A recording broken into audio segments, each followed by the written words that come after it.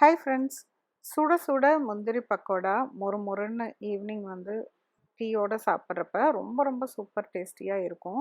இந்த டேஸ்டியான முந்திரி பக்கோடாவுக்கு தேவையான இன்க்ரெடியன்ட்ஸ் இதில் இருக்குது. இந்த இன்க்ரெடியன்ட்ஸை எல்லாத்தையும் ரெடியாக எடுத்து வச்சிட்டிங்கன்னா நம்ம எப்படி செய்கிறதுன்னு பார்க்கலாம். ஒரு பாத்திரத்தில் 3/4 கப் கடலை மாவு, அதாவது ஒரு 100 கிராம் அளவுக்கு கடலை மாவு, இதுக்கு வந்து 2.5 டேபிள் ஸ்பூன் அரிசி மாவு, பொடியாக நறுக்கின கருவேப்பிலை, பொடியாக நறுக்கின கொத்தமல்லி தழை, பொடியாக நறுக்கின புதினா தழை. இப்போ புதினா தலையை வந்து கொஞ்சம் கம்மியாகவே சேர்த்திக்கங்க, இல்லாட்டி அதோட ஃப்ளேவர் வந்து ரொம்ப டாமினேட் ஆயிரும். பொடியாக அரிஞ்ச பச்சை மிளகாய், நான் இப்போ 2 கொஞ்சம் நீட்டமான பச்சை மிளகாய் தான் போட்டிருக்கேன். நல்லா காரமாக வேணும்னா இன்னொரு பச்சை மிளகாய் நீங்கள் சேர்த்திக்கலாம். இது க்ரஷ் பண்ணின சோம்பு 1 டீஸ்பூன், ரொம்ப பவுடர் பண்ண வேண்டாம், ஜஸ்ட் வந்து இடிக்கல்ல ஒரு இடித்து போட்டுருங்க. கொஞ்சமாக உப்பு சேர்த்திக்கங்க.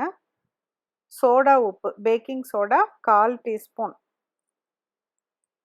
இது பெருங்காயத்தூள் ஒரு பிஞ்ச் போட்டுக்கோங்க. சில பேர்த்துக்கு ஓமத்தோட டேஸ்ட்டு பிடிக்கும் அப்படின்னா ஓமம் சேர்த்திக்கலாம் பெருங்காயத்துக்கு பதிலாக. இஞ்சி 1/2 டீஸ்பூன் இஞ்சி பேஸ்ட்டு போட்டிருக்கேன். 1 டீஸ்பூன் வரைக்கும் போடலாம். இப்போ முந்திரி பார்த்திங்கன்னா 100 கிராம் முந்திரி போட்டிருக்கேன். அது வந்து பாதி முந்திரி உடச்ச முந்திரி, சின்ன சின்னதாக உடச்சது, மீதி பாதி வந்து ஹாஃபாக பிச்சது. இந்த மாதிரி மிக்ஸ் பண்ணி போட்டுக்கோங்க. எல்லாமே ஃபுல் முந்திரியாகவே நீங்கள் போடணும்னு அவசியம் இல்லை. ஒரு ஸ்பூன் வச்சு ஃபஸ்ட்டு நம்ம ட்ரையாகவே எல்லாத்தையும் மிக்ஸ் பண்ணிக்கலாம்.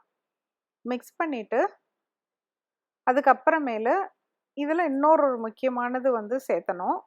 பார்த்திங்கன்னா 1 டேபிள் ஸ்பூன் இப்போ கொஞ்சம் சூடு பண்ணின நெய்.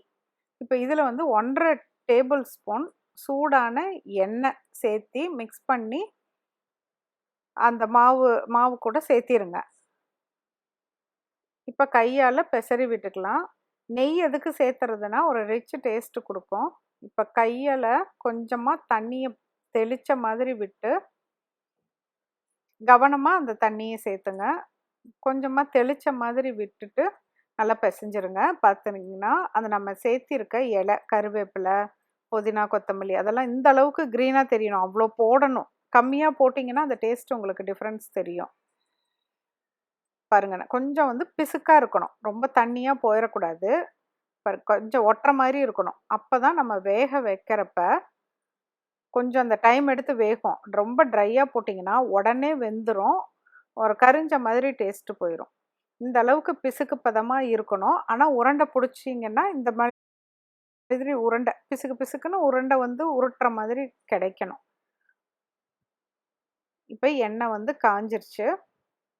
ஒரு சின்ன உருண்டை அளவுக்கு மாவு எடுத்துக்கோங்க. எண்ணெய் வந்து அப்படியே புகஞ்செல்லாம் வரக்கூடாது.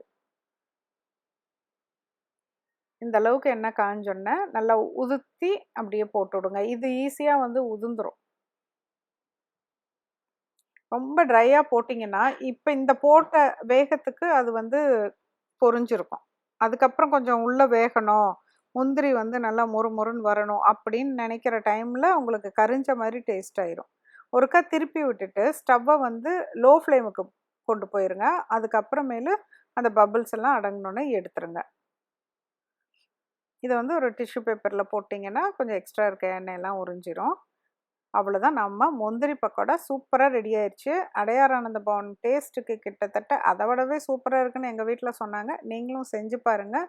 மீண்டும் ஒரு புதிய ரெசிபியோடு சீக்கிரம் உங்களை மீட் பண்ணுறேன். தேங்க்யூ. இரானி தம் டீ எப்படி செய்கிறதுன்னு பார்க்கலாம். கண்டிப்பாக இந்த டீயை செஞ்சு பாருங்கள்.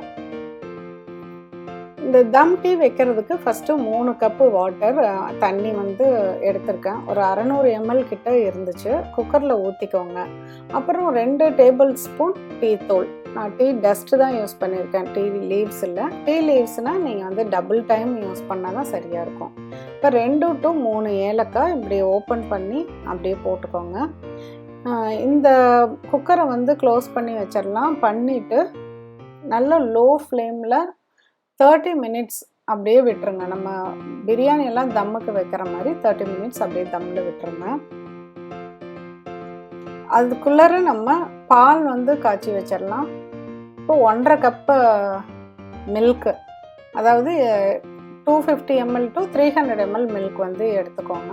இப்போ 2 டேபிள் ஸ்பூன் சர்க்கரை, 2 டேபிள் ஸ்பூன் மில்க் மேடு கண்டென்ஸ்டு மில்க்கு எடுத்துக்கோங்க. இந்த ஸ்வீட்டே வந்து போதுமாக இருந்துச்சு. உங்களுக்கு இன்னும் வந்து இனிப்பு அதிகமாக வேணும் அப்படின்னு சொன்னால் ஒரு அரை டேபிள் ஸ்பூன் மில்க் மேடு ஜாஸ்தி பண்ணிக்கோங்க. அப்படி இல்லைன்னா கொஞ்சம் சுகர் வந்து சேர்த்துக்கோங்க. நல்லா கலக்கி விட்டுட்டு கொதிக்க விட்டுருங்க. மில்க் மேடு சேர்த்திருக்கறனால நல்லா திக்காக இருக்கும். இப்போ வந்து 30 மினிட்ஸ் ஆயிடுச்சு. விசில்லாம் வராது, சவுண்டெல்லாம் வராது ஒன்றும். பாருங்கள், நல்லா அந்த கலர் வந்து சூப்பராக இறங்கியிருக்கு. இப்போ இதை வடிகட்டிடலாம். நல்லா கொதிக்க கொதிக்க சூடாக இருக்கணும். இப்போ ஒரு 1/2 கப் அளவுக்கு டீ டிகாஷனை வந்து ஊற்றிட்டு அதுக்கப்புறமேல இந்த திக்கான டேஸ்டி மில்கை வந்து மேலே ஊற்றிடலாம். அவ்வளோதான். இதுக்கு வந்து ஒரு 4 கப்பு டீ வந்து கிடச்சிது. கண்டிப்பாக வந்து செஞ்சு பாருங்கள், அவ்வளோ சூப்பராக இருக்கும். ஒரு ஸ்பெஷல் டீயாக வந்து குடித்த மாதிரி இருக்கும்.